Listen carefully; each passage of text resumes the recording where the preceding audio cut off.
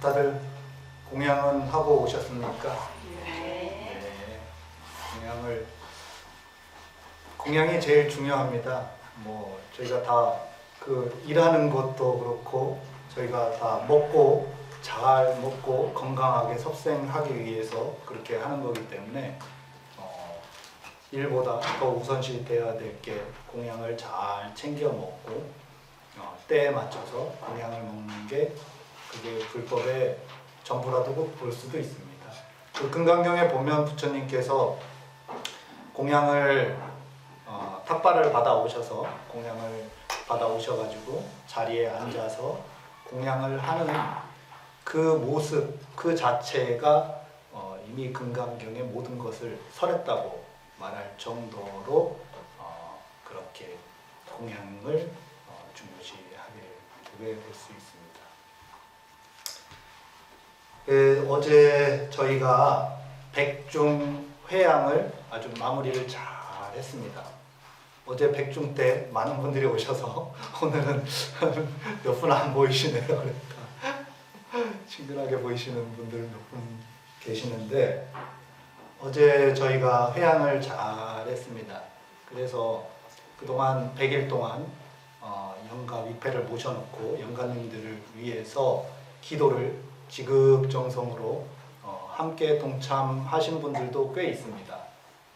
그래서 어제 회양을 하고 나서 회양하기 전에 몇몇 분이 이제 저한테 와서 또 차를 마시면서 또 얘기를 좀 나눴습니다. 차담을 나눴는데 몇몇 분이 그 돌아가신 영가들이 이제 꿈에 나타나서 어떤 분은 옷을 잘 차려입고 이제 잘 계시라는 인사를 하고 관 속으로 이렇게 쓱 들어가고 그 다음에는 이제 꿈에서 이제 안 보인다고 합니다.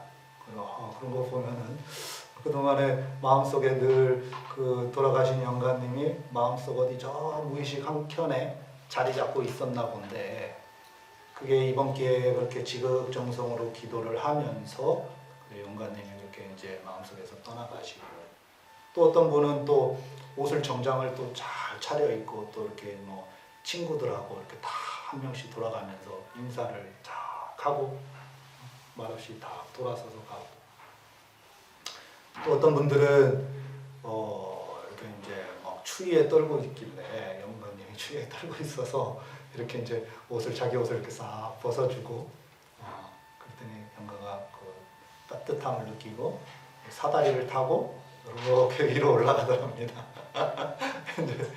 그런 걸 보면 그게 우리가 어떤 영가를 천도를 잘 보내드렸다. 그리고 또 꿈에 안 나타나고 그러면 잘 가신 겁니다. 원래 돌아가야 될 자리로 영가님이 가신 겁니다.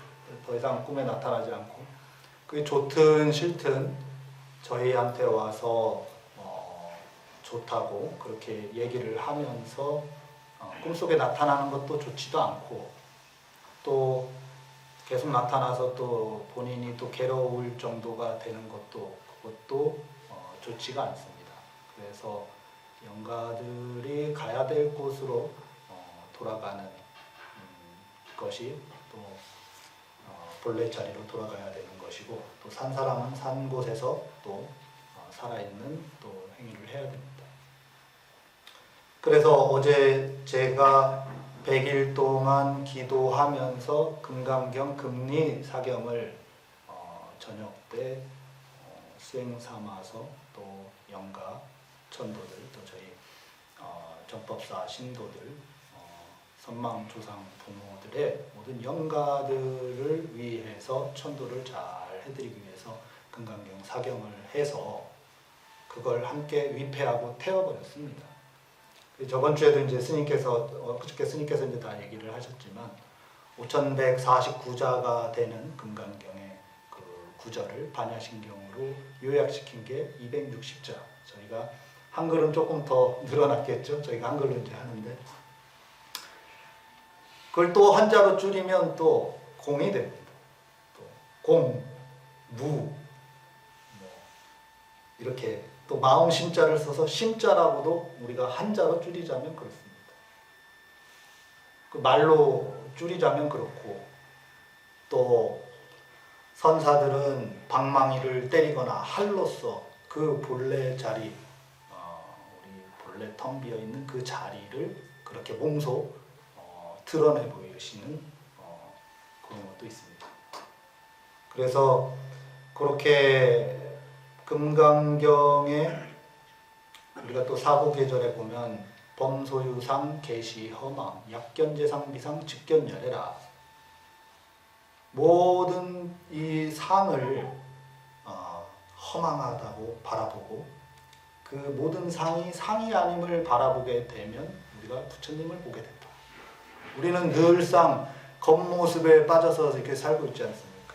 뭐 나이 드신 분은 머리가 이렇게 희었네, 뭐 이렇게 하시고, 또 저 사람은 젊은 사람이네, 뭐 이제 또 그런 얼굴상도 보기도 하고, 남자네 여자네 뭐 이렇게 따져서 상을 보고 판단을 하고, 그렇게 모두 다 상을 보고, 뭐 저 머리를 보고 머리 깎은 스님으로 또 보고, 또 저를 또 그전에는 스님이 안 됐을 때는 또 일반 사람으로 만났을 때, 그냥 만났을 때 그 모습을 간직하고 있는 사람도 있습니다. 그분들은 이제 또 저를 또 그렇게 이제 생각을 하고 또 그렇게 대하시는 분들도 있고, 다 우리가 모두 다 상에 걸려 있습니다. 자기만의 만들어져 있는, 가슴 속에 만들어져 있는 그 상을 바라보고 상대를 대하기 때문에, 지금 상대는 끊임없이 변화해가고 나이 먹어가고 변해가고 있는데, 우리는 그 상대방을 바라보면 예전에 자기가 만들었던 그 이미지대로 그 사람을 보고 있기 때문에 그 변화해 나가는 그 사람을 제대로 보지를 못합니다. 그래서 현실을 제대로 보지 못하고 우리가 그저 마음속에 만들어져 있는 자기만의 틀로서 세상을 대하고 그 상으로 세상을 바라보고 살아가고 있습니다. 그러니까 우리는 바로 이 자리, 지금 여기 이 자리에 변화해 나가고 있는 이 현실과 사람들과 이 현상세계 속에서 대응을 잘 해나가지 못하고 온전하게 이 자리에서 우리가 살아나갈 수가 없는 것이 바로 우리가 만들어낸, 자기만이 스스로 누가 만들어내라고 한 것도 아닌데 자기 스스로가 그 만들어낸 그 상으로 인해서 그렇게 살아가고 있는 겁니다. 그래서 이런 모든 상들을 여의고 본래대로 돌아가라. 본래대로 돌아가면 우리가 부처님 열애의 실상을 보게 된다. 그 환지 본처, 본래 돌아가야 될 곳으로 돌아가야 된다. 그래서 금강경을 태운 것도 영가님이 본래대로 돌아갈 곳으로 돌아가라. 그런 의미에서 그 말로써 설법이 아니라 그냥 그대로 영가들에게 그 태운 금강경의 그 이치를 태우는 그것을 보여줌으로써 바로 영가들에게 법문을 바로 해줍니다. 그래서 본래 환지본처에서 돌아갈 곳으로 돌아가라, 그렇게 법문을 해줬습니다. 그 금강경이 그 일체 무자성공, 그 금강경의 대의는 파이집 현삼공입니다. 파한다. 무엇을 파하냐? 이 집, 두 가지의 집착을 파하라는 얘기입니다. 우리가 가지고 있는 아집, 법집, 이 두 가지를 파하라는 겁니다. 아집은 뭐냐면 내가 나라고 하는 그 고집된 마음, 내 몸뚱이가 나라고 하는 이 마음, 이 생각, 내 생각이 옳다라고 다른 사람하고 얘기하다 보면 내 생각이, 내 주장이 옳다라고 이 주장하는 이런 것들이 또 자기만의 또 만들어져 있는 자기 몸뚱이를 자기라고 여기는 이 아집에 의해서 우리가 실상을 바로 보지 못하는 겁니다.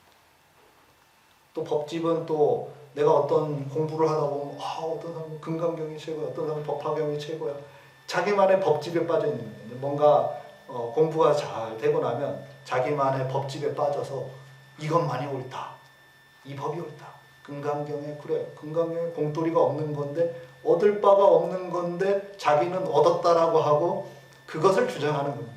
그 공부가 잘못되는 겁니다. 완전히 책을 태워버릴 정도로 그 정도까지 우리가 비우고 비울 정도로 비워야 됩니다. 금강경을 가지고서 금강경이 좋다 해가지고 금강경의 모든 것을 사람들이 이게 최고야라고 금강경 책을 막 잡고 있고 결국에는 금강경도 책을 태워버려야 됩니다. 결국에는 그게 법집을 벗어나는 길입니다. 그래야지 현 삼공이 드러나게 됩니다. 그래야지 우리 아공, 나도 비었고 모든 세계가 비었다. 법공, 법도 비었다. 법이라고 세울 만한 것도 없다. 그렇게 되면 구공이 됩니다. 아공과 법공이 둘 다 공해져 있는, 모두가 공하다. 일체 무자성 공이다. 라는 교리학적으로는 그렇게 됩니다. 이제 부파불교에서는 3세 신류, 법체항류라고 해서 3세, 과거, 현재, 미래 3세가 신류, 있다. 그리고 법이라는 것도 법체가 항류, 항상 있다. 라고 부파불교에서 그렇게 주장을 했었던 것을 대승불교에서 오면서 일체 무자성 공, 다 비었다, 공이다 라고 그렇게 주장하는 교리학적으로 그렇게 나옵니다. 그래 이제 이렇게 교리학적으로도 그렇고 우리가 실제로 자기가 스스로 공부를 해 나가다 보면 비우고 비우는 그 작업을 해 나가다 보면 다 내세울 만한 게 없다. 다른 사람들한테 어디 대학도 나오고 좋은 데 나오고 내가 공부를 얼마나 많이 했고 법화경을 10만 독을 했고 그런 것도 다 어째 공부해 나가는 과정이지만 그것도 다 비워내고 그 이제 마음이 편안해지고 자기가 편안해졌으면 그건 된 겁니다. 근데 이제 그것만이 옳다. 그거를 내세우는 순간 또 하나의 자기만의 또 아상과 법상이 또 드러나게 됩니다. 그래서 우리는 끊임없이 비우고 성사들 맨날 하는 소리가 똑같죠. 방아착해라 방아착해라. 비우고 비워라. 이 한마디가 엄청나게 듣기는 쉬운 말인데 이걸 우리가 일상생활에서 실천해 나가는 거는 정말 어려운 일이라고 볼 수가 있습니다. 그래서 우리가 그 방아착을 하고 내려놓고 원래 우리가 가야 될 그 자리로 돌아가야 된다. 그래서 수행을 오랫동안 하더라도 나중에 돼서는 내가 수행을 또 한국에 가면은 또 막 수행을 20년, 30년 한 사람들 보면 또 막 내세우는 사람들이 있습니다. 내가 수행을 20년을 했네, 30년을 했네, 뭐를 막 했네. 그것도 다 법상입니다. 나중에 공부가 그렇게 됐으면은 그 20년, 30년 공부한 것도 다 비워지고 나면 마음이 참 편안하고 늘 행복하게 살아갈 수 있는 그 힘이 되는데 그걸 내세우면은 또 그게 이제 법집과 아집이 되는 겁니다. 그래서 우리는 공부를 해나가고 또 나이가 들어도 마찬가지입니다. 내가 예전에 경험했던 것이 나는 이런 경험을 했었는데 우리 때는 이런 경험을 했었는데 나 때는 이런 경험을 했었는데 이제 그런 거 있지 않습니까? 그럼 전생까지 들먹이면 저희가 어린 아이들이라고 해서 우리가 지금 이 생에서 이렇게 어리게 보이겠지만 그 친구가 전생에서 나의 부모님일 수도 있고 나의 스승일 수도 있습니다. 그래서 우리가 보면 어린 친구도 보면은 좀 배울 만하다, 참고 배울 만한 게 있네 그렇게 생각이 드는 그런 사람도 있습니다. 그런 사람들은 또 전생에 보면 또 공부도 해서 또 나의 스승과 나의 부모님일 수도 있고 그런 걸 따지면은 지금 현생에서 우리가 몇십 년 안 되는 이 경험적인 이 경험을 가지고 내세울 만한 것도 못 됩니다. 그래서 우리가 그런 아상과 법상을 깨뜨리고 내려놓고 오로지 수행하고 수행을 해야지. 그래서 우리가 삼일수심 천재보요 백년탐물 일조심이다. 3일 동안 닦은 마음은 1000년의 보배가 되고 100년 동안 탐한 이 재물, 물질들은 하루아침에 티끌이 된다고 그랬습니다. 그 우리가 공부를 3일 동안이라도 지극한 정성으로 지극한 마음으로 해나가다 보면 우리의 마음자리를 보게 되면 그 마음자리가 일념만념이 되는 겁니다. 일념 즉시 우리가 법성계를 하셨습니다. 일념 즉시 무량겁. 한 생각이 무량한 것까지 가는 겁니다. 한 생각이 우리가 마음자리를 잘 들여다보면 그 우리 마음에 맨날 그 들쑥날쑥하고 화딱지 나는 마음, 왔다가 사라지는 마음, 또 왔다가 없어지는 이 생각들에 사로잡혀 있으면 우리의 본래 이 본 바탕 마음자리를 발견을 못하게 됩니다. 물이 맑아지면 그 밑에 투명한 게 다 보이듯이 우리의 마음자리도 그렇게 보여지게 됩니다.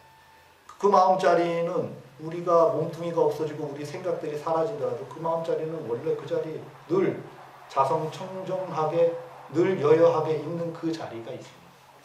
그 자리는 우리가 지금 이 순간 그 자리를 발견하면 그건 그 자리는 만년 동안 있었던 자리고 만년 전부터 쭉 이어온 우리 마음자리입니다.